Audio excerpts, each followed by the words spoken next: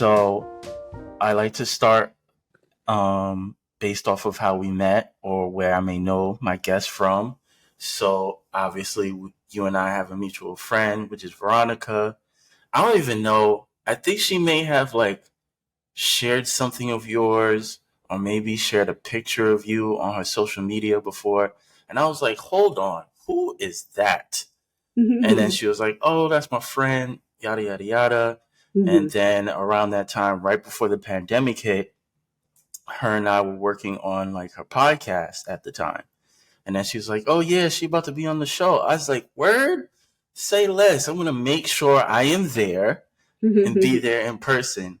And then I think something happened at like work. I showed up late. So I was like not in the right mental space. But regardless of the fact, we've been cool ever since then.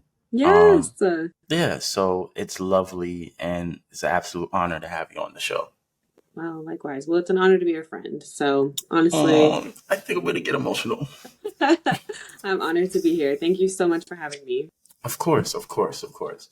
So to officially start it off, I like to, take it back with my guest and kind of unravel a little bit about their lives. Well, a lot as much as possible about their lives.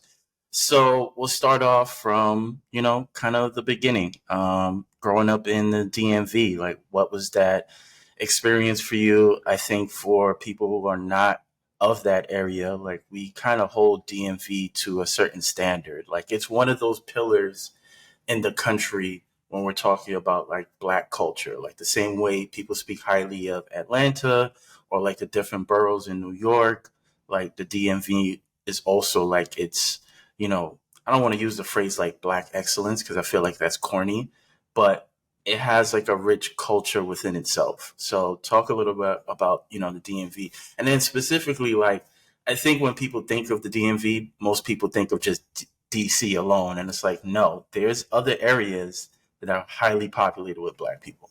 There's an M and a V in DMV for sure. Yes. Yeah. So, I grew up all over Maryland. I was born in Bethesda, Maryland, I was born in a birthing center, actually, not a hospital. My mom was like Mm, really into like natural type of stuff. okay. So my older brother, my younger sister, myself, we were all like born in Bethesda by the same midwife. Like that was super dope to learn. Um, and yeah, just growing up like in the DMV, I feel like I had kind of like a dual upbringing because I went to private school for the majority of my youth, Hmm. up until 10th grade. And so a lot of the private schools that I attended were populated with a lot of people. Got you. So, so I kind of experienced a dual upbringing because on the one hand, I definitely was exposed to a lot of that, going to school with them 8 hours a day. Hmm. But on the other hand, my extended family always made sure that I knew about the culture. I knew about DC, knew about go-go music, knew about eating crabs, knew about all the things that kind of represent the DMV. And so it was really interesting to kind of have that dual upbringing, and it kind of exposed me to, I guess, what a lot of the girlies call code switching these days. Hmm. Um, and yeah, I mean, it was always cool to like go into DC, like coming from Maryland. So for context, where I grew up is about 40 minutes out, 45 minutes outside of DC, give or take with traffic. And we would take the metro every so often. We would take the metro into the city and like go to museums and stuff like that. Like a lot of the Smithsonian museums in DC are free. So on the weekends, a lot of DC in that area is populated with hella tourists and just Hmm. like walking around. There's hella food trucks that are like lined up and down where all of the museums are. So that was always really cool to like experience that. But I think the essence of the DMV is like how diverse it is because you can be in DC and like be in Chocolate City, be in the suburbs of Virginia and be around like all different types of cultures, Hmm. Ethiopian, Asian. There's a huge Asian culture here, huge Latin culture here, huge Ethiopian culture here. Um, Obviously black and white too. So being exposed to all of that was awesome. But I think for me, what always was burned into my brain was the excellence um, essence that has Hmm. always been in the DMV. Like growing up, you know, I saw Black lawyers, Black doctors, like everything. Like in the DMV, the government is obviously a huge market for work. So a lot of people I saw, very successful people, do a myriad of jobs, which was amazing. And it was such a culture shock moving to other places. I went to school in Maryland as well for college. So I didn't really step away too far from that. It wasn't until I moved to New York and experienced the differences there Hmm. um, that I was really like, wow, like this is not a regular thing that people experience. Like people don't see Black affluence on a regular basis. So I think that like Black excellence and affluence in the DMV being so ingrained in my just upbringing and seeing again like the duality of, you know, the Black community was very helpful, very inspiring. But in the same breath, because the government was such a heavy, like push for people who are like living in the DMV, for kids, you know, it's like you go to school, you go to college, you go to grad school, you work for the government, and that is the image of success for living in the DMV. And like, you know, you get a nice house in, you know, a suburb with some HOA fees, you have your kids, and that's your life, you know, a very much, excuse me, American dream Hmm. type of vibe. So, seeing that and seeing it unfold in my family, with my brother kind of following that path and doing all of the things right and not really wanting it for myself, but still wanting to be successful. I always had that push, but never really wanted to do it the way, the DMV way per se, which drew me to New York. So, Hmm. yeah. That's what's up. That's what's up. It's interesting that you mentioned that you mainly grew up in, well, you mainly attended private school, because one of the questions I have for you, um, your father being Colombian and Puerto Rican, your mom being Black and French, and then obviously you having a, I don't want to call you light skin, but a lighter tone. You can call me Growing light skin. up, That's what it is. dealing with, you probably didn't necessarily deal with colorism in Mhm. private school, but then I could imagine you still had to like validate your blackness in Mhm. those settings. So talk a little bit about that, or your kind of experience growing up, attending a school where the majority is just white people. Yeah, sure. I mean, I definitely did not experience things that people who are darker skin tone experience by any means. The things that I experienced were definitely microaggressions, but more so, why is your hair like that? And why do you Mm, have to wear a swim cap when you go to the pool? And why do you have to wear a bonnet when you go to bed? And you know, things like that. And just like also because of the differences, I didn't really hang out with a lot of people that I went to school with. Like I was typically like at home, or like I would go to family functions. So that was kind of where the duality came in, because on the one hand, like when I got older, I would hang out with people who I went to school with. mm-hmm, But it was just a very different life that we led. Like, I mean, my family was never, you know, we didn't come from super humble beginnings. Like my grandfather was in the government. My grandmother also worked for Georgetown, and they were pretty well off. Obviously, I was able to go to private school, so they helped out a lot with that. But my mom, on the other hand, wasn't necessarily the most like, you know, well off. So I still experienced just like not having the same things, like, you know, telling your parents to shut up, which it was mind blowing to me, and like being able to, you know, live in these mansion homes and still like complain about anything, and like, you know, just yeah, the duality of like being white, you know, and obviously like as a like fair skinned Black person, like I still saw like my grandmother is a Black woman, my mother is a Black woman, so like I knew that I'm not the same. I was always told I'm not the same as them, so I'm not allowed to operate in that way. mm-hmm, But I definitely think that most of the microaggressions that came from like the students and the teachers were just like, "Oh, your hair is so interesting." And like I also had always had a relaxer, so I was never like wearing my hair natural like it is now. I always mm-hmm, had a relaxer. So my hair was straight for the most part, but like if it was raining outside and it got frizzy or like something like that. So a lot of it was related to that. My hair, that was a lot of the focus. And then also just like, mannerisms, like, and things like that, like going to school, like, and just like hearing some of the things that the kids said, I would be like, ooh, like I'm just like, dang, like, so that was interesting. But I think also I'm so grateful to like my extended family and my grandmother for exposing me to my extended family, because I was able to again have learn about like the Black community and learn about Hmm. what it means to be a Black person while also being in a very whitewashed kind of space. Mm. Even the other Black people who did attend my schools, the term Oreo comes to mind. I Right. hate to like, do the things, but like that was it. Like internally, I was the Blackest person in my class. Like from doing all the line dances, like, we're all at the dances and like watching them try to do line dances and stuff like that. I was just like, dang, y'all really don't have like an auntie to teach y'all how to do this Cupid shuffle or do like the cha-cha slide. What is happening right now? Like, what are we doing?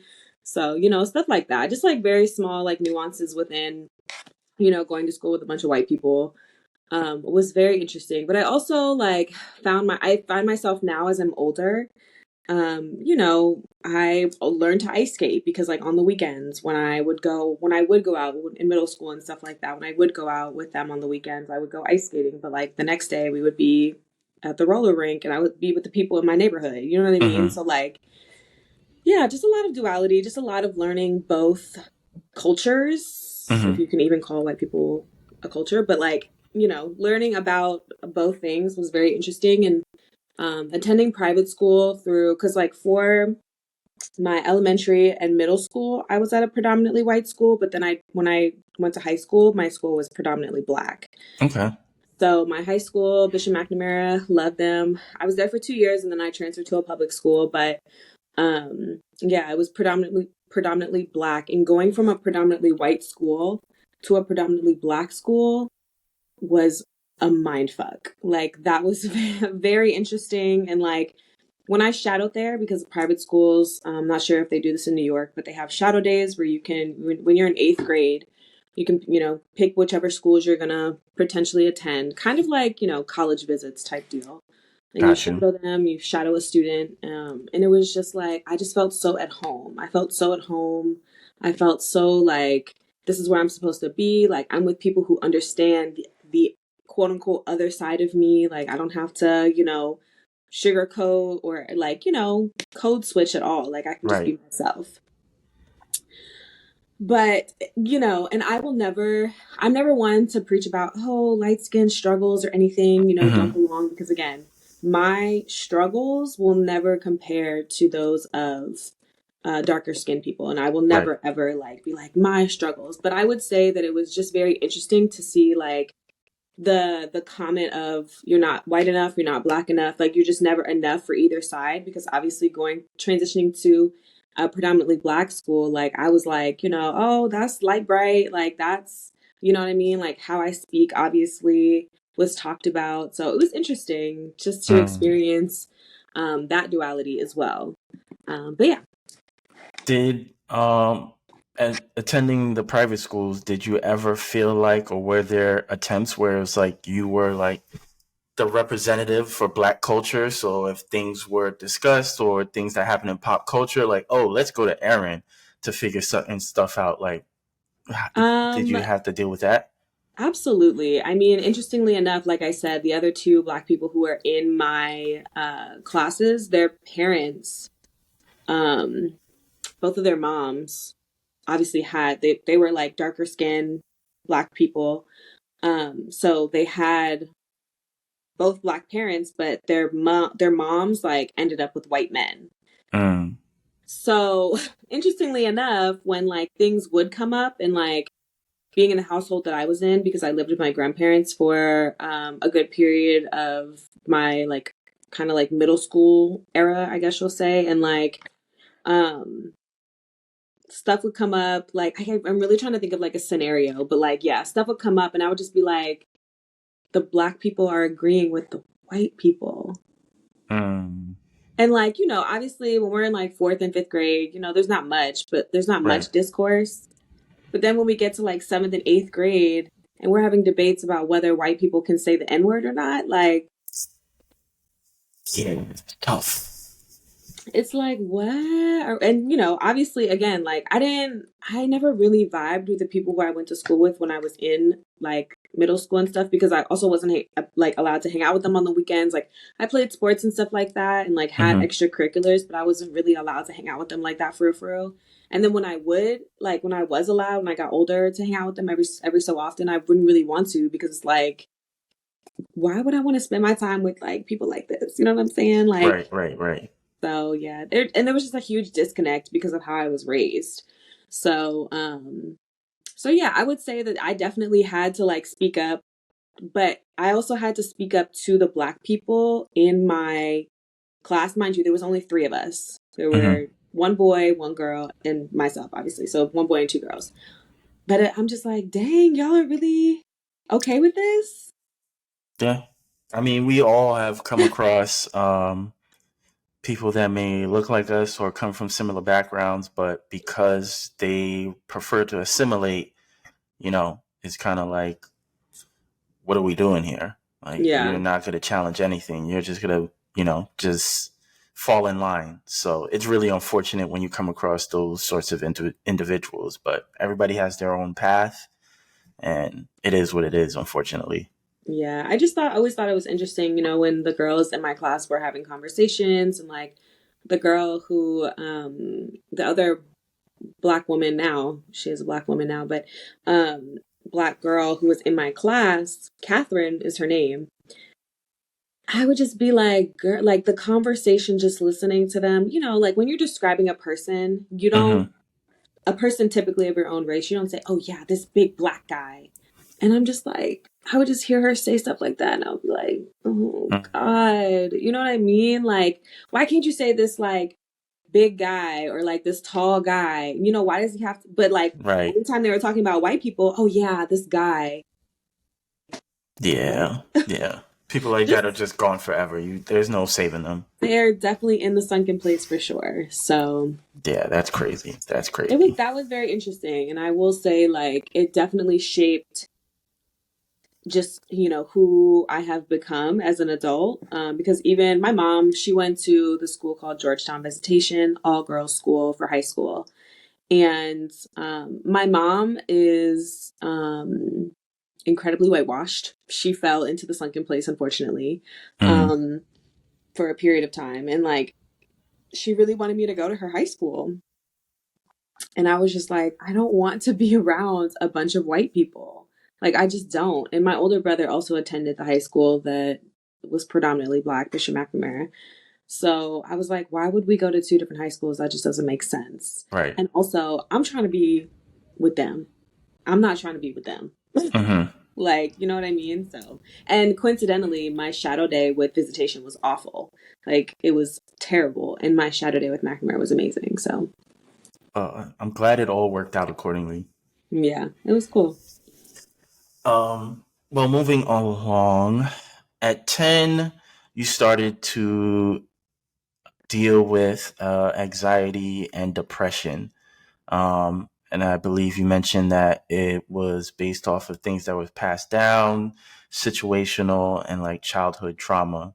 A lot of times when we talk about mental health in our community, we kind of more so think about young adults or adults in general, but we don't also realize that younger children can also deal with mental health. I definitely didn't do any research to pull any numbers, but it may not be something that we come across consistently, or it's not something that we see often. But I'm sure some of the behaviors that we may see from children might actually be like mental health. I know a conversation that's always had of like, I think science is starting to discover that more and more people are dealing with ADHD, and you have like a lot of black parents who, no, I don't want to put my kids on any sort of pills at such a young age. And even with that, I'm sure those kids are probably, in a lot of times, probably misdiagnosed and probably do have other mental health things that they're dealing with that's not being properly identified. So discuss a little bit about discovering that at such a young age. I mean, most of us when we're 10, we're, outside playing with friends and things of that nature. And you don't even really have a strong concept of the world at large, let alone to now be dealing with something that, one, is difficult to identify, and then two, in a day and age where mental health wasn't really a discussion. Yeah, sure. So for context, for the people who don't know, I am a Pisces. Hmm. So, My mom is a Pisces. oh, that's what's up. Is she a March or a February Pisces? February. Oh, okay, cool. She's good. Me too. But um, but yeah, so I'm a Pisces, and Pisces naturally feel things very intensely, typically. On top of that, just naturally being an empath and just feeling all the things all the time. Um, yeah, I think I also, I heard grown up conversations at a very early age. Things were just put in front of me and told to me that maybe I shouldn't have been hearing or seeing. Hmm. And I had an absent father. So around that time, I was starting to become conscious of the fact that he was so absent. Hmm. And, you know, that was kind of my first introduction to like dealing with trauma because, the question of, I would hear from him twice a year. I would hear from him on Christmas and on my birthday. And Christmas is in December and my birthday's in February. So, like, very close together. And then for the rest of the year, I wouldn't hear from him. And my siblings, we all had different fathers. So on the weekends, they would go with their dads. Like, brother would go with his dad, sister would go with her dad, and I would just be at home with my mom. And it was interesting to like start to feel those feelings and have them kind of creep up because it was more so like, what's wrong with me? Why doesn't he want to be around me? Why doesn't he want to come get me? What did I do wrong? Um, and so that was kind of my introduction into dealing with mental health issues because I immediately put it on myself. Like, what did I Hmm. do wrong? And so being that my siblings were gone, my older brother is 2.5 years older than me. My younger sister is 7 years younger than me. So I didn't, and then, feeling alienated somewhat at school. I had friends here or there, but like, again, I just never really connected with anybody who I went to school with. Um, and so it's just a lot of loneliness, just like feeling alone. My siblings were gone. My mom and I never really got along like that for real. And I would be able to sit in my silence. There was no phones, there was no social media, there was no, there was watching TV and movies and stuff like that. But I was really a lot of the times like sitting in my own silence or like, drawing, coloring, writing, things like that. Hmm. So yeah, I got to really dive deep into those feelings and no one in my family like validated me in the sense because it was a kind of like sweep it under the rug kind of household.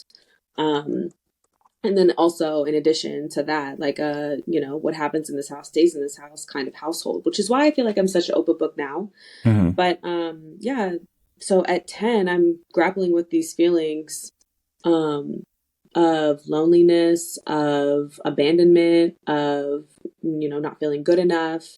And I've always just kind of been ahead of my age in terms of wisdom, in terms of understanding. And yeah, so I think that's kind of what I experienced, I guess, like a dark place from such a young age because I understood so much and I understood kind of what I didn't understand the concept of depression, but I understood the concept of like deep, deep sadness, if that makes sense. Hmm. And just like not like having a mother who didn't understand me, who didn't want to understand me, who didn't take the time to understand me, who just like barked orders at me and like yelled at me, it was hard and it was like hard to feel understood and hard to feel heard because her mom, these kinds of things don't come from nowhere. So love my mother, love my grandmother, but like they didn't take the time to understand each other and they passed that down. So my mom and my grandmother don't have a good relationship, you know?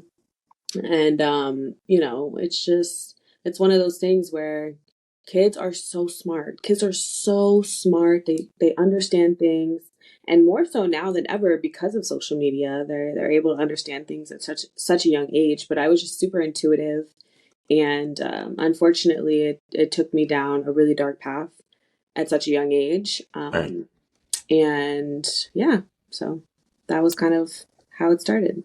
Yeah, I think, and thankfully, much shout out to like all the friends that I have that are raising children and being much more self aware about themselves and how they raise their child. I think we all love our parents, but when we're talking about those previous generations, parenting to them is like we pay the bills, we put clothes on your back, we make sure there's food in the house, and it's like that's great.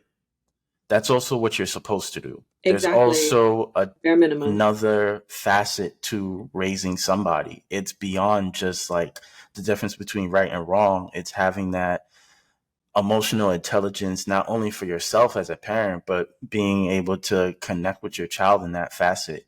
And I think that generation, when you're talking about the baby boomers or previous generations, like that wasn't a concept for them. So we can't necessarily blame them because the Yeah. world has changed so much. But, you know, when we are now adults and we have all the information in front of us and accessible to us, we can pinpoint like things in black parenting specifically that was like, yeah, you did a decent job, but it wasn't the best job. And I'm not mad Yeah. at you because of it, but there may be facets to who I am that aren't the best, and that's due to the environments that we were raised in. Yeah. Um, Absolutely. Absolutely. And heavy on the we can't blame them because at the end of the day, like, you know, we're just not that far off from the times of people just having children to procreate. Like we're really, if you think about it, we're really not that far off from people just having right. kids, just to have kids. Um, so yeah, I mean, my great grandmother had 12 children. Like, Mm, how can you take care of and nurture 12 children? You can't. right. And when I It's sit and talk with like my grandmother, my aunts and things like that, like I can tell that they weren't nurtured. So how can you expect them to nurture their children and their children to nurture their children when they never experienced that? exactly. It's funny how we have the phrase, it takes a village to raise a child, but people just out here just having children and they don't even have the proper support system to raise a single child, let alone multiple, which is the same argument that you may come across on social media when people want to talk about Nick Cannon and the things that he does with, you know, having multiple children and multiple women, but you're already a busy entrepreneur, CEO, whatever. You only have X amount of hours a day to dedicate to people.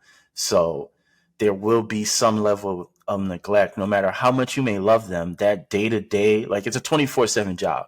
There's Absolutely. no substitution for it. So, not being present and not being able to give them the emotional support that a child needs is where things may go wrong. Even if you may not be aware of it, like a child, you could assume it's just fine, but it isn't until they're at, you know, development stages, young adult, or even we know 30-year-olds that have like stuff that they're unpacking at this point in their life because of things that happened to them. So listen, listen.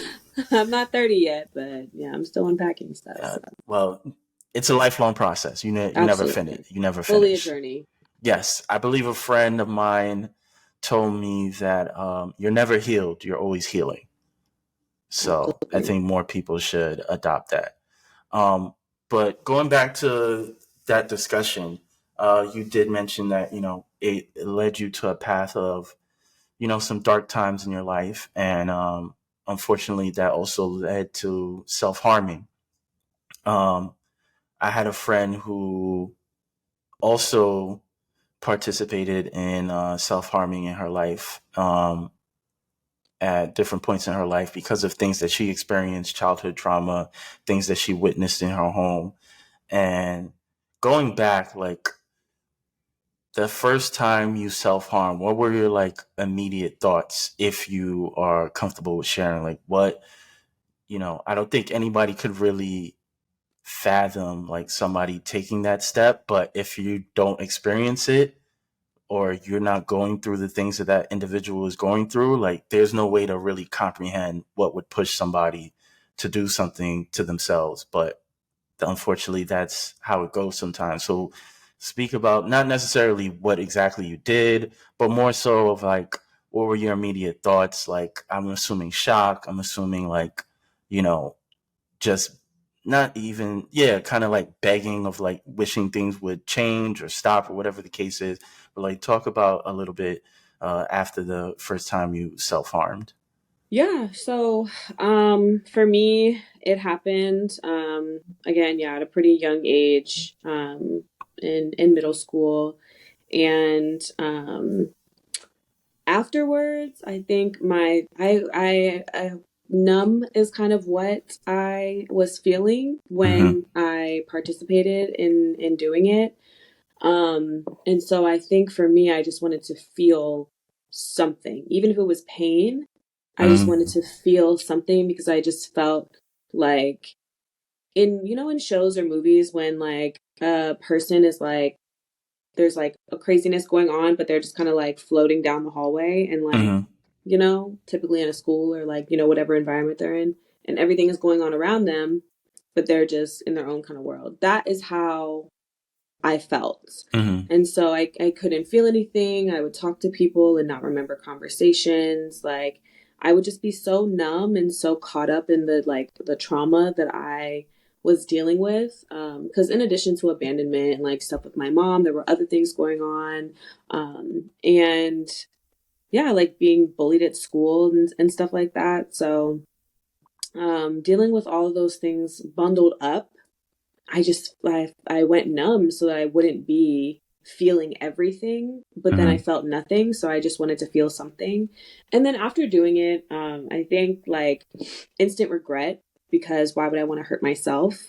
Um, and um, just feeling of like, gosh, I can't do anything right. Like I can't take care of myself. Like, and mind you, I'm like 11, 12, 13, thinking these thoughts. Like, what Mm-hmm. 13-year-old is like, I can't take care of myself. You're not supposed to take care of yourself. You're 13. Right. You know what I mean? So, um, just irrational thoughts for sure. I think a lot of the times, excuse me, when I did it, I was just craving feeling something. And I didn't feel regret every time. I think sometimes I also did it to uh, kind of like stick it to whoever was like, no one can hurt me more than I can hurt myself type vibe.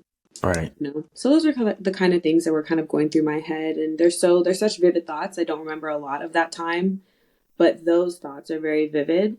Um, Blocking out is definitely my defense mechanism. So I can tell you, like, a lot of my childhood and into my like younger teens, I felt like I was going like this. That's what it felt like. I feel like I was just blinking my way through Mm. life. Yeah. It felt like I was like browning out, which, yeah. Yeah, that makes sense of like feeling disconnected, and then the people that are supposed to like protect you or like your loved ones not having that proper relationship would push somebody, especially at a young age. You don't really have a firm grasp or concept of what it is that you're doing. You're just, taking whatever measure that you feel like you need to take at that time to, like you said, just feel something, even if it is technically negative. But Yeah. it's like, I'm just disconnected from everything and everything around me is negative. So Hmm. it makes sense. I think So, also a lot of people don't realize that the feeling, like feeling something, is addictive. When you're numb all the time, like feeling something is addictive. And so a mhm, lot of people are like, how can you just hurt yourself? But like you're feeling something at least, mhm, and that feeling is addictive. And so that's why people continue to harm themselves. Speaking for myself, not everybody is this way. I'm just like speaking for right. myself. It's the same way that you have certain addicts they like the feeling of numbness because of all whatever it is that they're dealing with. They like the disconnect, and that's why Right. they continue to do it. So Right. it's somewhat similar, just in like a opposite frame. Yeah. Reversed. Yeah. Yeah. But then eventually you reached a point at 15 where you finally like vocalized this to, I'm assuming your family, but was it more so a specific event that happened that pushed you to this, or is this more so, all right, you're in a teenage stage, you're getting more of a fond grasp of who you are. Also, they say like the those junior high school, the high school years are like the pivotal years in your life. So was it a combination? Was it one or the other? Like what eventually led you to saying like, hey guys, like this is where I'm at right now and I need help, or I need you guys to at least know what's going on? Sure. Yeah. So, because I started harming at such a young age, I wasn't always able to hide it. And so, my mom had my counselor, because I had shared with one of the people who I considered to be a friend. I had shared with them that I had did it, and it was in a fairly obvious place on my wrist, so and on my forearm, and so I got called into my school counselor's office. This was when I was in like fifth or sixth grade. Mm-hmm. I'm gonna say sixth grade. But I got called into her office and I like got mad at my friend. I was like, "Did you tell on me? Like, did you tell?" Da, da, da. She was like, "No, I didn't tell." And I got in the car that day and my mom questioned me about it and was like, "I heard you spoke to your counselor today. What happened to your arm?" She told me that you said you got pushed into a bush and like that's where the scratches came from, but I know that's not true, blah, blah, blah, blah. And I just like kept deflecting, kept deflecting, kept deflecting.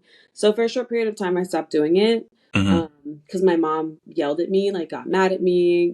She wasn't kind or comforting at all. She didn't affirm me. She didn't say you don't need to do this. She didn't say we'll go to therapy. Um, yeah, she just yelled at me, and I stopped doing it for a while out of fear, mostly because I didn't want to keep getting in trouble. Mm-hmm. And then later on, um, I tried to unalive myself. And instead of like going through with that, I harmed myself and I like walked out into my um, like kitchen living room area and I just like was sobbing, crying. And I told my parents, like, I don't want to hurt myself anymore. Like, I'm like crying, everything. My mom tells me to go to my room. She didn't come in. She didn't comfort me. She didn't hug me. She didn't like do anything to like try and like fix anything or try to help. Or be a She mother. just, yeah, exactly. She just took me to a therapist who she found. I don't even know how she found this person, but like, I was like, I don't want to go. Like, I don't know this person. You didn't tell, like, you didn't tell. She just brought me to a therapist, was like, we're at therapy. You need to go inside Mm-hmm. type deal. Um, when in reality, like, although yes, I needed therapy, I wasn't ready. I didn't get introduced to it. I didn't get talked through it, anything. It was just go inside. You're going to go talk to someone. Um, and my mom is very invasive. So I knew that anything I told the therapist, it would be told to my mom. Um, so yeah, like that was hard to deal with because again, it's just like feeling of loneliness. I can't tell you anything. I can't tell you like that I'm hurting and that I'm hurting myself and like feel comforted. Mm-hmm. So that was it was a pivotal moment in my life and it definitely shaped how I have maneuvered my relationship with my mom. Because something like that is so serious and it's so just like, it wasn't a situation where I was again told, we love you, you're worthy, we want you here. It was, you're being dramatic. Why are you doing this? Now I have to take you to a therapist, like, Mm-hmm. type of thing. Sort of like an inconvenience for her. Right. Common theme. My sister also dealt with and has dealt with the same thing and had a mental health crisis back in her senior year of high school. And same thing, and because I had been through it, I called my mom the day that she was having her mental health crisis, like, please don't yell at her. Please just like try to be understanding, try to listen to her. My sister, for context, went to boarding school, so my mom had to go pick her up. It was 2 hours away. So my mom is pissed because she has to go drive to pick up her daughter 2 hours away. And instead of being empathetic and worried, that her Mhm. daughter might not be okay. She instead was yelling at her, screaming at her, and that resulted in a catastrophe of an evening. So yeah, I think like I would say that my self harm was definitely triggered by the things that I had gone through. Mhm. Um, up until that point, but it continued because I wasn't validated. I wasn't told that it was going to be okay. I wasn't, so I was like, well, fuck it. If y'all don't care, I don't care. Like, I'm gonna just keep Right. doing it. So yeah. Yeah, I'm really sorry that you both had to deal with that and experience that. Have you had any conversations with your mom about it at this stage in life, or is more so like one of those things of like you're going to be the type of person that you're always going to be. I'm not going to change your mind, even though I've grown now and I have, not necessarily a new life, but I'm living life according to what appeals to me and trying to be as positive as possible with how I deal with things. Like, I know you're not going to be supportive because that's the past now, but I just want you to be aware of like how you could have done better. Do you even have those conversations with her now or had those conversations, or it's kind of like, I'm not even going to waste my time? I think there's a lot of like built up anger with her. So I have tried. There's been a Mm-hmm. lot of like letters written, like 12-page letters, 6-page Mm-hmm. letters written, things written down because I never think, and that's how I always, whenever my mom and I had a conflict growing up, I would always write it down and like slide it under her door, something like that. And me conceding to her always like put her up on a pedestal. She's like, you know, yeah, you were wrong, instead of being like, this was very mature of you to say, I'm sorry, like, so, the letters have never been given to her, but there have been a couple of times where I've tried to talk to her about it as an adult. I think I'm just not ready because I'm so angry. Like there's so much anger there still, which is going to take therapy on my part. Right. Um, because it is just a lot of anger, and a lot of like the anger is stemming mostly from like not understanding how you could, treat your kid. And there's obviously like a lot of stuff, you know what I mean, to unload and Right. unpack and talk about. But yes, to answer your question, yes, I have tried to talk to her once or twice. It just always comes out as like anger. Like I'm just mad, so it can never come out constructively and it can never Mm-hmm. come out as a conversation. My mother also doesn't take well to criticism. So you know, that's a whole nother layer, if I can't deliver it in a way that she can receive it. And then she also really can't receive criticism anyway. Mm-hmm. So that's, a whole nother thing. It's difficult, it's difficult to have those conversations in the first place, but it's even more difficult when there are so many added layers to trying to have the conversation on both parts, I'm not Right. ready. She's not ready, and it is detrimental to our relationship as, we both are, I don't talk to her, and it's unfortunate. But I think it's something that I have needed to do for my peace because growing up, it's like I didn't have autonomy over whether or not I spoke to her. It was, yeah, you need to speak to me or you're going to be in trouble. I'm going to take your phone. I'm going to punish you. You're going to Mm-hmm. get, something's going to happen to you. So now that I have autonomy over it, I'm like, cool, I'm going to take advantage of that and we don't have to speak. So, Yeah, that's one way at it. Uh, 2 points I'll make, and then I have a follow up question. It's like, one of the points is, and I think I've mentioned this with episodes that I have with Veronica as well, of like adulting adults. Like, I don't think that's ever been discussed in general, but now as an adult, you realize how much work that you put in, like having to adult the adults around you. And it's almost like mind boggling because it's like certain tools or certain perspectives I didn't have due to my own parents. So the fact that I now have these tools and now I'm using them to like see different perspectives, like it's a lot of work. It's a lot sure. of work. Yeah. And then something I've always said to my mom, because she always likes to like share like family gossip with me. And then there's like certain people who take wrong approaches when it comes to raising their children in the family. I'll always say like, hey, some people just aren't meant to have kids, and we have to be honest about that. Like, some people are not meant to have children, and we see those examples because, Yeah, like we every were day. discussing earlier, like, it takes a lot to raise a child. Like, it's a Absolutely. selfless job.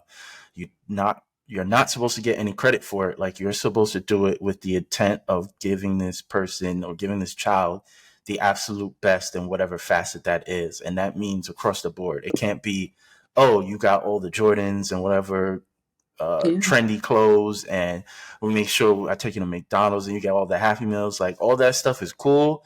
But at the end of the day, like, there's layers to humans in general, and they deserve that level of attention. Yeah. Um, and then my follow up question, discussing your mom, if you don't ever get that closure, well, I don't know if I want to call it closure, but if you don't ever get that closure, like, do you see as that would be something that would impact you for the rest of your life? Is it something where it's like, you know what, I'm gonna just close this chapter. It is what it is, and like, I'm just gonna move on and be happy. I can't, like, we're never going to repair this relationship in any capacity, and that's okay. Sure. Yeah, no, I mean, definitely, it absolutely is something that I think about super often. And I think that she's my mom. I love her. Right. It's hurtful that we can't come to a consensus, because coming into a consensus for her means not acknowledging anything, just pushing it under the rug and acting like nothing happened and just going on with our cute little mother-daughter life. Mm-hmm. And for me, it means going through the trenches and figuring it out, and having to relive some of the things that we went through so that I can get some understanding, get some closure. I don't think, I think that it'll take an unfortunate event to Mm-hmm. occur to either her, myself, or someone in our family for her to Have the get to wake up call. yeah, have a wake up call. I thought it would be when my grandfather passed away. He passed away in November of last year. And that was, yeah, the opposite of what I thought it was going to be. Um, so I am at peace with the fact that if we never have a conversation and never fix it, that our relationship just is what it is. Like, I Mm-hmm. just, yeah, I'm at peace with that. It sucks. It still makes me very upset sometimes. Um and I still mourn the relationship that we've never had. But yeah, I'm at peace with the fact that we may never, and this is something that I talked about with my therapist, when I was actually living in New York. She said, like, first of all, what do you want from a conversation? And second of all, are you okay with if you never get it? And the answer has always been no, but I think now more than ever, especially after some of the things that have transpired more recently in the last couple of years, Mm-hmm. I have to be okay with it, because I'm never going to get everything that I want out of the conversation. I'm never going to get the understanding that I want, the love, the care, the reception that I want. So, um, yeah, I mean, I hope one day that we're able to have a conversation that brings us both some clarity, some understanding, some peace. But do I think that it will ever happen? Not the way that I really would want it to. And am I at peace if that never happens? Yes, I am. It's one of those things where it's like the same way that you're never fully healed, you're always healing. It's Mm-hmm. like I'm in the beginning stages of being at peace with it. So, like, no, yes, it still does make me upset sometimes, and I'm sad. I watch Gilmore Girls and I see their relationship, and I'm like, oh, I wish I had a mom like that. I wish I had a relationship with my mom like that. I crave that, but it comes way, like, in less and less waves. I'm so at peace with where we are, on my end. Um, but I know I could achieve more peace. I know that I could absolutely be more, um, in a place of, like, I know we'll never have the relationship that I want to have, and not cry about it ever, or not be upset about it ever. And, that just be it. But I'm not there yet, but I have started to make peace with it. So in the beginning stages, yes. And I think that's going to be where it's going to have to stay and continue to grow. That's good. I'm glad that you're able to establish some level of peace with that. I think I kind of had something similar with me and my father. He had this idea of how my life was supposed to turn out, and dealing with Caribbean immigrants, it's the whole, you need to be a doctor, you need to be a lawyer, you need to be married, house, kids, and whatever. And it's like, I don't want to do most of what I just listed. Like, that's not what I feel like life should be intended for me. And it's always funny. And like, my mom will like bring it up because like he'll tell her stuff and then she'll bring it to me. And it's like, of all the stuff he asks, he never asks if I'm happy. Yeah. Never once asked me if I'm happy, and never asked me what it is that I want. It's always about what he wants. So I remember having that conversation with him, and like he'll still make certain comments, and it's like, yo, at the end of the day, I gotta live for myself. I can't live for you. You did your job to the best of your ability with all the tools that were bestowed upon you. I'm appreciative and grateful for that. But I'm out the house. Like, I gotta live and do whatever it is I gotta do. Like, the world that you were living in when you was running around in the 50s and 60s, that world is long gone. So like, I can't Absolutely be is. living to appeal to you because, unfortunately, all of our parents are going to transition one day. So, like, I'm gonna have to be living my life according to me. Like, I can't be living to appeal to anybody else. So, I kind of get the sentiments that you're coming from. This is really deep. We already like 52 minutes in, which is crazy. But this is good. This is good stuff. Good stuff. Yeah, yeah. Um, I love conversations like this. They I are mean, so healing. I do what I can. I do what I can. So you mentioned therapy. I recently found a therapist. Shout out Latoya. That's my people. See, we have a blast. I be having her dying. Like, I know Yes. I'm her favorite client. But How could you not how? be? I mean, duh. Like, it's obvious. Yes. But how has therapy helped you? Obviously, your first attempt of it, or the first time it was forced upon you, wasn't ideal. So I'm sure that you, as an adult, you've seeked out a therapist under whatever categories and things that appeal to you. Like, how has therapy helped you now? Yeah, oh my gosh, therapy is so transformative. I am not currently in therapy. I'm in search of a new therapist. Okay. So, that is a project in its own, but because I'm so immersed, I feel like on the back end, I have always shared like my wellness things. I've shared mental health things, but on the back end, I'm so immersed in learning about the wellness space, listening to podcasts, Mm-hmm. doing my own research about the things that I have dealt with and how to handle them. Um, Therapy is so transformative, and it opened my mind up when I was in therapy so much to perspective, to understanding, to tools, strategies, tactics to kind of let go of things. No one's perfect. Everyone's gonna, sometimes revert back to their old ways. But it's so transformative. And I think since going to therapy, as someone who deals with depression and anxiety, more so depression than anxiety, but I've been able to really pull myself out of things that I wasn't able to do before. Depressive episodes for me could be months, weeks, like it could last for however long. And like, I Mm-hmm. feel like I have no control over it. And although sometimes I still feel out of control, I feel like I have more control than I have ever had in my lifetime. And I know because I also have moved past feelings of wanting to unalive myself, wanting to harm myself, feelings of lots of self worth, like, and knowing my value, and knowing that it's not attached to anything.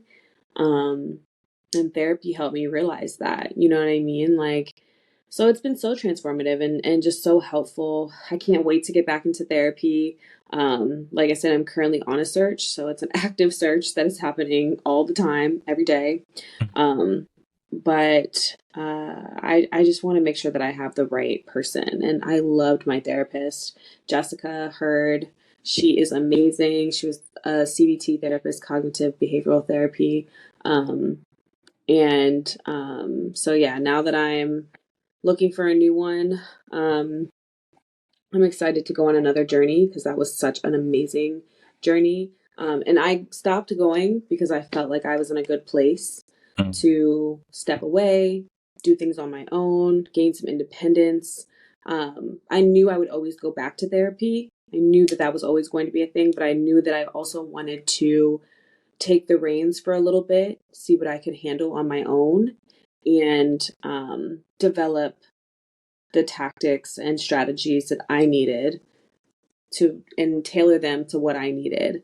So yeah, it's like such great shadow work, such great groundwork. It's such a great blueprint to becoming the person, the woman that I know I want to be. Um, but it is something that is necessary and that I cannot wait to get back to. Yes, yes. I'm always been an advocate for therapy. Couldn't afford it for a long period of time. Was finally in a position to do so, and it's been so beneficial. Like I'm an overthinker by nature, so it's True Aquarius. I love having somebody that I could just bounce off whatever it is that I'm experiencing and like telling them all my different perspectives Sure. and like unraveling all of that and helping me like figure out what's the path I want to go with, or just also like being holding me accountable. I feel like I procrastinate a lot with a lot of things that I do, and Hmm. funny enough, I don't want to disappoint her. So it's like, okay, what you said you was gonna do this week. What did you do it? You ain't do it. All right. Why you ain't do it? So then it feels like, all right, I got to do this because I know she gonna bring it up on the next call, and I ain't trying to be scolded. So it's like, Right, because I'm like, that's like the thing. You just really don't want to disappoint the person who's like right. actively trying to help you be better. Exactly, Yeah, exactly. Yes. Everybody who doesn't, if you can afford it or ask your employer, figure something out because it is absolutely life changing. absolutely. So on the other scope, you mentioned, you eventually stopped going to therapy because you wanted to do the work on your own. Um, what does self care look like for you? Yeah, so I mean, it's different every day. Honestly, I don't have a set routine of, Mm-hmm. what I need because I need something different every day.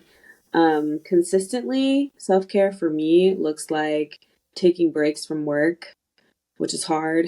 I got to Mm-hmm. take one today, which is amazing. It looks like sitting in my robe on my couch, watching my favorite shows and movies, and literally just turning my brain off and escaping into another world, into, you know, um, just another like space. Like I could just like kind of let my own problems go and step into another world and enjoy that. It looks like typical girl things, going to the spa, indulging in those things for myself. But also it looks like crying when I need to. It looks Mm-hmm. like um letting out any of my like anger and aggression in the gym when I need to. Um Sometimes it is not pretty at all and it's just I don't know. Yeah, just like I guess doing again that like shadow work, but Mm-hmm. in my own kind of way. Journaling, all those kinds of things. Um, but yeah, it looks different every day. The things that I again try to consistently do is along the lines of just like journaling and checking in with myself, seeing how I'm feeling. With such a fast paced life, sometimes it's challenging to do those things on a regular basis, Mm-hmm. which is why I say like I need something different every day because my life looks different every single day. I don't Mm-hmm. have the same Interesting. anything ever. Like my day is never the same. So yeah, self care for me looks different every day. And I love that, honestly, because I get bored with routine sometimes, although I do crave it. And in these times when I'm like traveling very often or like just constantly on the move, I do crave routine. But yeah, I mean, it just looks different, and I think that's okay. And I'm happy that I have found different things that look like self care to me. So yeah. That's what's up. That's what's up. And then one little thing I want to throw in here. I realized you was I think the first time I realized, like, okay, you really popping out here, or people are really invested in you. Because you mentioned watching TV. I remember during the pandemic, you and I were both watching The Mandalorian, and we would joke about like Baby Yoda, Yoda being like our son. And baby Yoda. I think you like I may have like mentioned something on Instagram or tagged you, and it's completely jokes. And then I think you like reposted it or something or responded back to me. And I kid you not, I just happened to like check my metrics and they were like through the roof. And Oh I my think gosh. it was because everybody was trying to assume like, is there something going on here? Like, Hmm. why are they trying to take ownership? And I was like, okay, she's different, because we all see people who have crazy numbers on social media, but like, Hmm. are people really invested in their content, or Hmm. are they just only care because this person is attractive, or whatever the case is? But if people want to Hmm. like be in your business and want to know like who you're dealing with, is like, oh, okay, like, all right, there's a level of it's different out here, like Yeah, there's levels to this. I was like, okay, this is that's funny. interesting. That was kind of crazy. I wouldn't consider myself to be overly poppin', but I appreciate I the mean, gas. I'll receive it. all right. So here we go with the modesty. I'll It's receive fine. it. It's fine. It's fine. But you also, on your social media at one point, you've shared your sexual orientation, which is pansexual. What were your earliest moments of exploring your own sexuality? Wow. Hmm. I would say like um obviously, like middle school, everybody has like their middle school crushes and things like that. And for me, always knew that I was interested in just people. Mhm. Um, but I think that I like had my first kind of introduction of being like interested in like women in high school. Um, but yeah, like I feel like my first kind of introduction into just like sexual orientation and like figuring everything out was obviously middle school and like seeing what that was like. um but I knew, I think from a very young age, that I was interested in just people. Like I've never, I don't know, I just have always been into just like energies and people and like, but obviously with growing up in a very traditional household, men were obviously the first ones that were shoved in my face and, Right. the ones who I was interested in. So being able to explore that later on in life in high school, never in a relationship capacity. It wasn't a relationship capacity in terms of exploring my sexuality until college, but always in a like energy, flirty kind of way.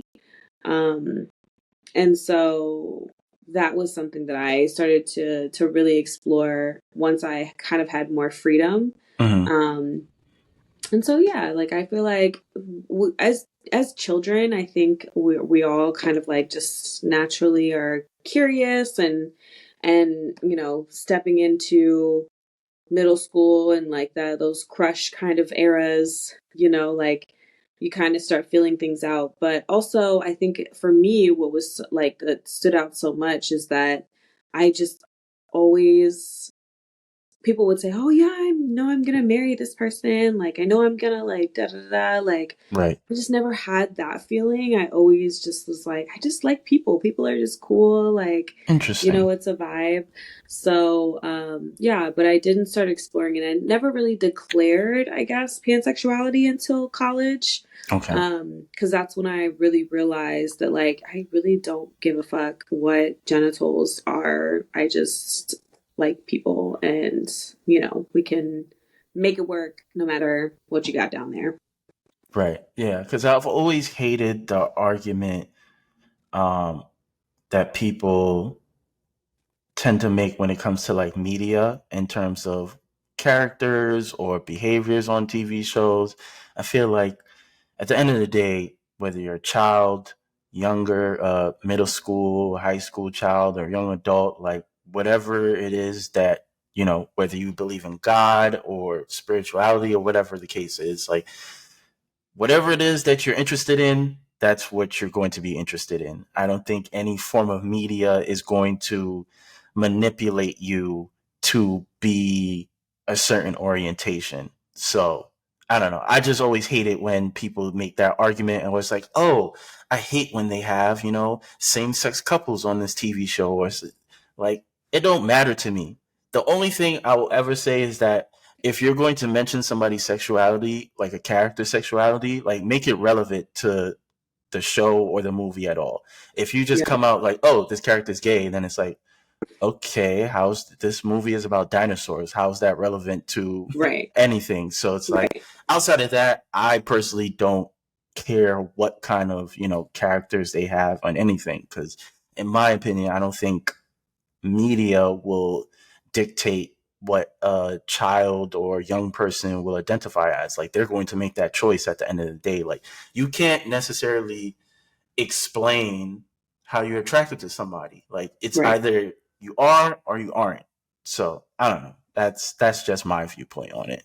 Yeah, no, and that's like definitely something that I have as I have explored this part of myself, and just like my romantic life, like I've operated, I Mm-hmm. think it's intimidating a lot of the times for heterosexual men.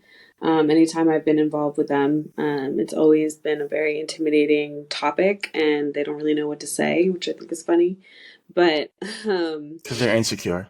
yeah, exactly. But yeah, like I don't know. I just always have vibe with people, and I think that as I stepped into myself and kind of stepped into my consciousness as a young adult in my twenties, in my young twenties, I'm still in my twenties, in my young twenties, um, um, I think that I just made the distinguishment that like I really don't like as long as you're a good person and like can we do what we need to do, you know what I'm saying? Like, Right. you know what I'm saying? Like, it's just like, we're good. Like, Yeah, as long as you stimulate me in whatever facet that is, then everything else doesn't matter. So exactly. I get it. Well, we've discussed, a lot about your family. So I imagine that it was hard when you finally shared that with them of like, this is who I am. Like, this is what I do. Maybe I'll come home with a boy sometime. Maybe I'll come home with a woman. It don't matter. As long as this person loves me and respects me for who I am, you should accept them. But I would assume it was a hard thing to finally share that and probably the response to it as well. Um, Surprisingly, it wasn't as bad. I am very privileged in this community. Obviously, I have privilege in both community in all the communities that I'm a part of. But as a straight passing, fair skinned, traditionally attractive person, whenever if I were to say that I like, I don't know, trash bags, like, you know what I'm saying? Like, I feel like people would be like, okay, Right. but it's like, so it was received very well. I also have a gunkle. So my mom's brother is, he's gay. So Oh, he kind of paved the way for me. My mom was not very receptive at all. She said no when I first told her, which I didn't understand. But my grandmother was she was like, I don't care, like, I love you no matter what. Same with most, like, everyone has, like, met my partner, they know her, and love her. Honestly, they call her more than me these days, or whenever we do talk on the phone, they're like, where's Ash? How's Ash? mhm. So yeah, it wasn't received the best by my mom, but everyone else didn't care. That's what's up. That's nice. I'm Yeah. glad that happened. I'm glad. Yeah, my friends, everybody was just like, I mean, my friends, I think, because they know me the best, Hmm. we're kind of just not surprised. I've always been the wild card out of my friend group, so so I don't think that they were at all surprised. And then, yeah, my family, after telling, my mom was the first person who I told, and from there, I told everyone else. So, but I knew that it would be like that. I knew that she would be the one that didn't really get it, and then everybody else would be chill. So, but she's warmed up to it now. She's fine. She loves Ash. It's, that is what it is. But yeah, I had a good experience, and I know that's not the case for a lot of people, which Right. is unfortunate because we shouldn't have to, there's coming out day and a huge deal because people come out. But I don't know. I just think that it should be normalized. I don't think that we should have to make a big hoopla over our sexual orientation, which is why I never did. Hmm. And never like, I made posts about, just like sharing because I used a lot of the times I used my blog posts and like my Instagram posts is just like my diary writing time. Um, so I shared it, but also as to preface, because a lot of the people who I grew up with in high school and things like that, preface because if you ever see a girl on my page or a non-binary person, a trans person on my page, I don't want you to be like, what the heck, and like say something disrespectful. Right. So, yeah, preface with that. But even still, when I started posting Ash, people came out the woodwork. What? I never knew, so it is what it is. But yeah, It's none of your business anyway. exactly. There you Exactly. go. None of your business. You're lucky Right. you even get to see this part of my life. There you go. There you go. I know you could probably list a million things, but what are some of like the more pronounced things or pronounced differences between versus dating men versus women? Because I knew of somebody who primarily for a long period of time she only dated men, and then I think she finally decided to date a woman, and she just couldn't do it. Uh, Hmm. it was just not an ideal experience for her. And then I think I know a few people that were like that. They were bisexual, and I think both of them explained to me like there's usually an emotional dynamic that you don't typically get from dating men, and now Mm-hmm. that getting it from a woman, it was a lot for them to deal with. Mm. So, in your experience, what do you think were like the things that kind of stand out when it came from dating men versus dating women? I will give context and preface this was with I have had very poor taste in men. The men who I have dealt with. Um, and for the beginning portion, I like when I was kind of like learning my and exploring my sexuality, I had very poor taste in people that I Mm-hmm. was involving myself with. So I'll preface with that. I will say that the main difference is communication and understanding. And yes, emotion, of course. Women are incredibly emotional. People who are non binary but are biologically um, femi presenting are typically, they can express their emotions in way better ways than any heterosexual man I've ever met. Mm-hmm. Um, and because I have dated both trash women and trash men, and but also have dated like really amazing women and good guys, just not great partners. I can say that the main thing is just like I think that men like to move at a different pace sometimes, unless they're just like I don't know the words that I don't want to like be offensive to any like straight men, but like just It don't they. matter. We live in patriarchy. Like their feelings don't matter. Like No, but I still want to try and be sensitive to everybody. But yeah, like I just feel like there was always a different pace. Like, and I'm a like obviously an open book, type of person. I like to talk about everything. I like to like kind of get things out into the open. So like I may be on like our like third or fourth date. Now also like I will say this, like I never really traditionally like I went on dates here or there, but I never like traditionally dated anyone. Like I would get into situationships, I would get into, relationships, I would get into like where we would go on like one date and then it would end or like one or two dates and then it would be like fizz out or whatever. mm-hmm. Um but yeah, I think men just move at a different pace. But I would be like on our second date and be like, oh yeah, so like just making conversation again, like how do you feel about kids? Like how do you feel about marriage and like those kinds of things. And in hindsight, like probably not the best thing to talk about on the second date, but like I disagree. never in a way that's like, so I'm trying to get married tomorrow. So like what are your feelings on that? But like more so just like what are your thoughts? What are your feelings? In a conversational way. And I think that that can has in the past. Now granted, I'm 28 now. the last time I dated a man was when I was 25-ish, I think, Okay. something like that. 3 years ago was the last time that I dated a man.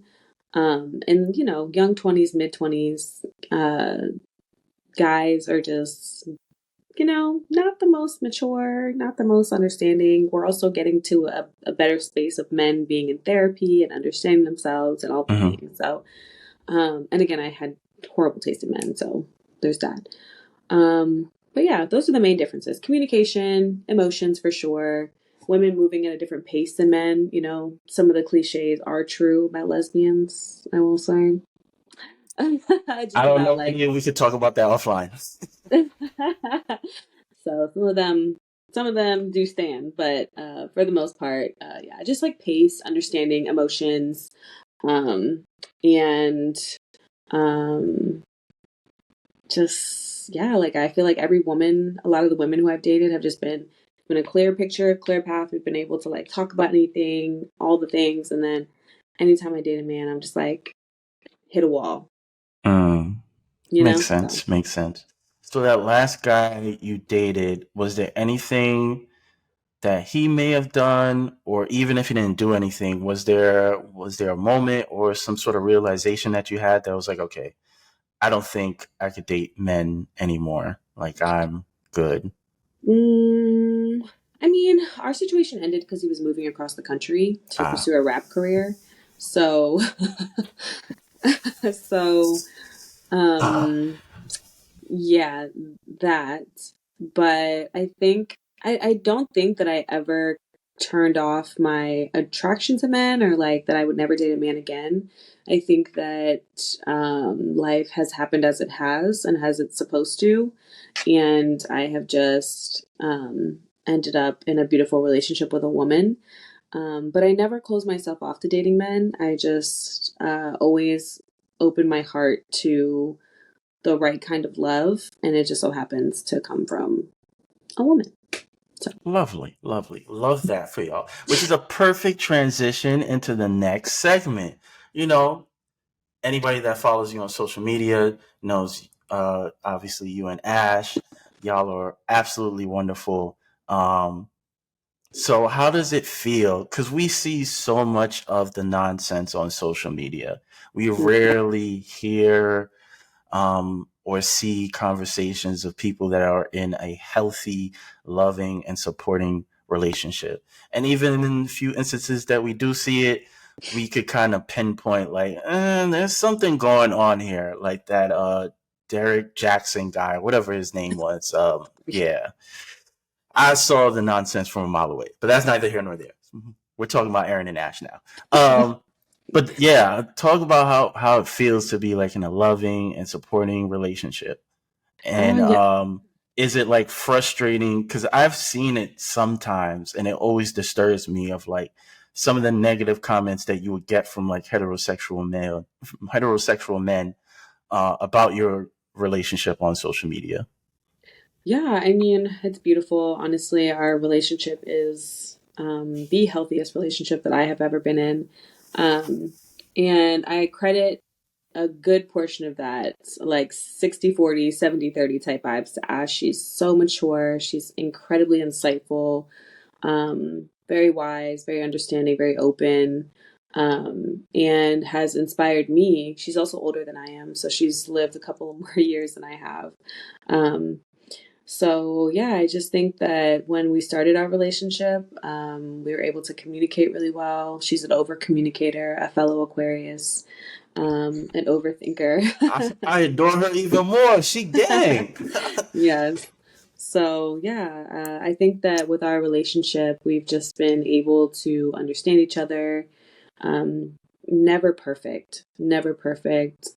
Just always able to come in love and show up in love.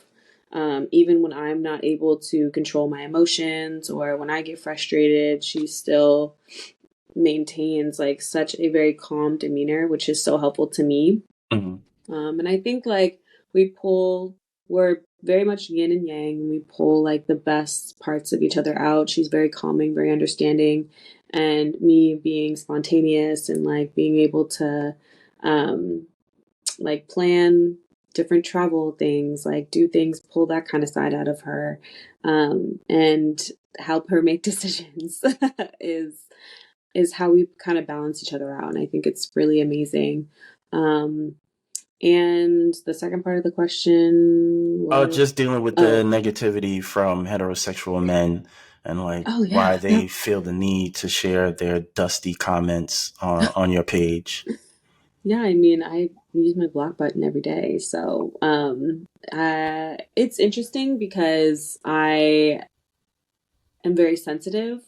Hmm. So in the moment, whenever I see them, I will just like get irritated. But after I hit the block button, we're good. Like, I expect some of that stuff sometimes because people are homophobic. We unfortunately don't live in a utopian world. Um, so there are homophobes and people who feel the need to put Bible verses on our pictures and our videos, especially the stuff that tends to like go like mini viral. Um, yeah, lots of that. But I think I am so rooted in the health of our relationship and the beauty of our relationship that the outside noise, yeah, it doesn't, I don't even hear it. Like it's not there. So I have blockers on. That's good. That's good. I couldn't deal with that. I'd be petty. I'd be responding in all the comments, say something Oh, crazy, and then block them after. I definitely have, but Oh, lovely. See, this is why we're friends. This is why we're yes, friends. exactly. All right, so we could transition out of all the deep stuff. Thank you for tuning in to part one of my sit down with Erin. There was a bunch of topics I wanted to cover with her, so it ended up being nearly a 3 hour recording. So it only made sense to split it in half. For part one, we covered mostly her upbringing. Be on the lookout for part two as we shift the convo more into her career, stances on the industry, and much more.